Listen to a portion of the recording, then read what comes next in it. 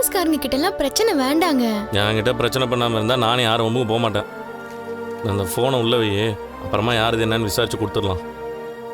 எப்படிங்க பொருள் எல்லாம் இவ்ளோ அசால்ட்டா விட்டுட்டு போறாங்க?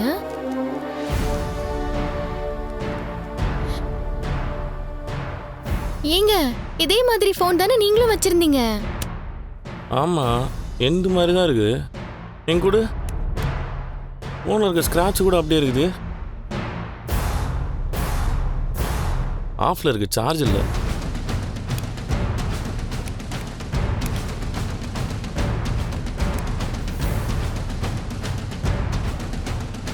மீனா, இது ஏன் போன் தான் மீனா? ஆமாங்க, ஆனா இந்த போன் எப்படி தாத்தா கிட்ட? அதான் அவர் சொன்னார்ல, ஏதோ ஒரு பொண்ணு தவற விட்டு போயிடுச்சுன்னு. ஆமா, எந்த பொண்ணா இருக்கும் அது? எப்பா ஏங்க எதுக்காக மனோஜ் அடிச்சாங்க? அவன் அப்படி என்னதாங்க கேட்டானா? எப்பா சொல்லுங்க. என் போன் கிடைச்சிச்சுப்பா.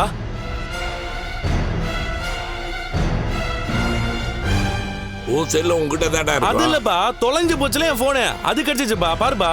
புடியா இந்த போன் இப்படி இவன் கிட்ட? வித்யா கடல்ல போட்டேன்னு தானே சொன்னா.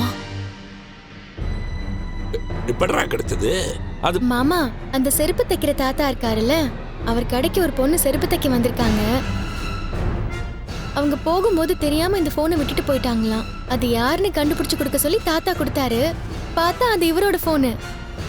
அடி பாவி வித்யா, என்கிட்டயே போய் சொல்லிருக்கியா? மனோஜ் தொலைச்ச பணம் கிடைக்கல, ஆனா இவனோட போன் எல்லாம் கிடைக்குது. பா, நல்லவன் தொலைச்ச போடலாம் உடனே கிடைச்சிருமாப்பா. அப்போ மனோஜ் நல்லவன் இல்லையா? ஆமாமா, நல்லவன்றனாலதான் பலர்னு விட்டாங்க. ஏண்டா இந்த போன்ல இருந்து தானே சத்யாவோடைய வீடியோவெல்லாம் வந்தது? ஆமாப்பா, இதுல இருந்தாப்பா போயிருக்கு. அப்போ இந்த போன் யாருகிட்ட இருந்ததுன்னு தெரிஞ்சா அந்த வீடியோவை யார் வெளியிட்டதுன்னு தெரிஞ்சிடும். கரெக்டுப்பா, சூப்பரா யோசிச்சிருக்கப்பா.